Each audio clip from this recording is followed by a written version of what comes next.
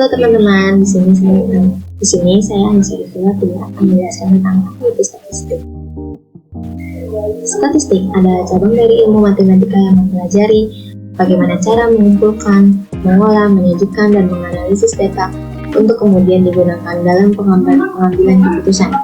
Dalam kehidupan sehari-hari, statistik sering muncul dalam data angka seperti jumlah penduduk dan biaya transportasi. Awalnya, statistik ini berasal dari kata Latin, status. Statistik digunakan untuk memberikan informasi penting bagi negara. Yang kedua, saya akan menjelaskan tentang penerapan ilmu statistik.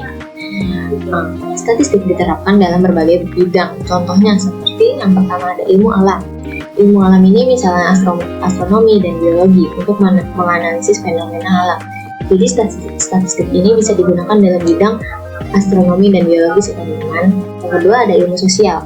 Ilmu sosial seperti sosiologi dan psikologi. Jadi statistik ini bisa digunakan untuk memahami perilaku manusia. Yang ketiga ada dunia bisnis dan industri untuk analisis pasar, produksi, dan perencanaan. Yang keempat ada pemerintahan, misalnya dalam pelaksanaan sensus penduduk. Jadi statistik ini bisa digunakan untuk melakukan sensus penduduk di Indonesia ya teman-teman. Yang kelima ada jejak pendapatan dan quick count untuk pemilu atau survei opini publik. Jadi statistik ini biasa digunakan kalau kita lagi pemilihan umum. Jadi ini data-data ini bisa digunakan dalam statistik ya teman-teman. Yang terakhir ada bidang komputasi seperti pengenalan pola dan kecerdasan buatan. Selanjutnya akan dijelaskan oleh teman saya. Terima kasih. Baik teman-teman, di sini bersama dengan saya Sandia Friza akan menjelaskan tentang tujuan statistik dan juga tahapan metode statistik. Jadi pada nomor 2 itu ada tujuan statistik. Nah, tujuan utama statistik adalah yang pertama, menjelaskan hubungan antar variabel.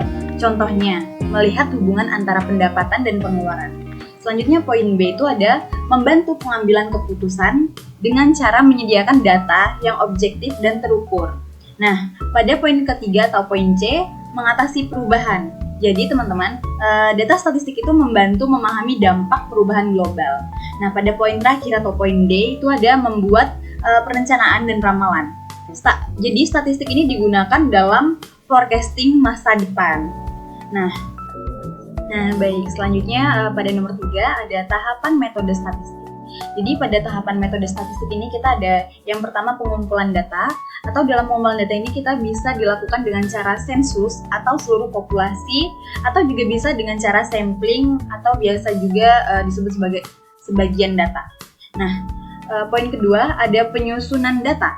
Nah, dalam penyusunan data ini data diedit, diklasifikasi, dan juga ditabulasi agar mudah dianalisis. Selanjutnya poin C ada penyajian data. Jadi dalam penyajian data ini, data ditampilkan dalam bentuk tabel, grafik, atau diagram agar lebih informatif. Nah, selanjutnya ada analisis data. Dalam analisis data, digunakan untuk memahami makna di balik angka-angka. Selanjutnya, poin terakhir ada interpretasi data. Jadi interpretasi data ini menarik kesimpulan dari hasil analisis untuk digunakan dalam pengambilan keputusan. Baik, selanjutnya akan dijelaskan oleh teman saya. Halo semuanya, perkenalkan nama saya Evi Kurniawati. Jadi saya di sini akan melanjutkan untuk pemaparan materi dari teman saya. Nah, di sini itu ada fungsi dan kegunaan statistik. Statistik sangat berguna sebagai alat bantu dalam ekonomi dan bisnis. Jadi ada apa aja sih? Yaitu membantu membuat keputusan berdasarkan data yang ada. Nah, untuk yang kedua yaitu menyusun laporan kuantitatif yang jelas dan sistematis. Untuk yang ketiga, mengetahui hubungan antara berbagai fenomena ekonomi. Dan untuk yang terakhir yaitu meramalkan kejadian masa depan berdasarkan data yang saat ini terjadi. Badan Statistik di Indonesia. Nah, di Indonesia statistik dikelola oleh Badan Pusat Statistik, yaitu disebut dengan BPS. BPS bertugas menyediakan data nasional, membantu lembaga pemerintah lain menyusun sistem statistik nasional, serta bekerja sama dengan lembaga dalam dan luar negeri untuk mengembangkan statistik. Nah, jadi Di sini kita lanjut tentang peran komputer dalam statistik.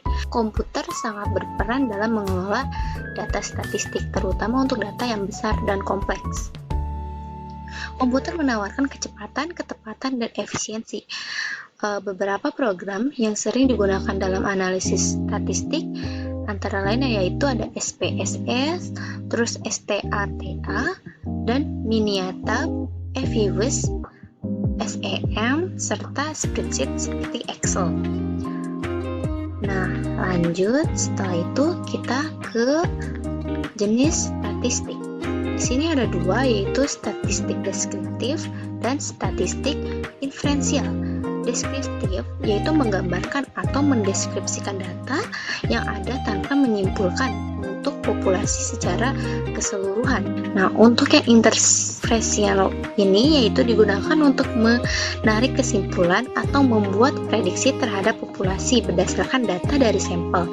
Statistik ini mencakup statistik parametrik yang memerlukan asumsi distribusi tertentu dan statistik non-parametrik yang lebih fleksibel terhadap bentuk distribusi data.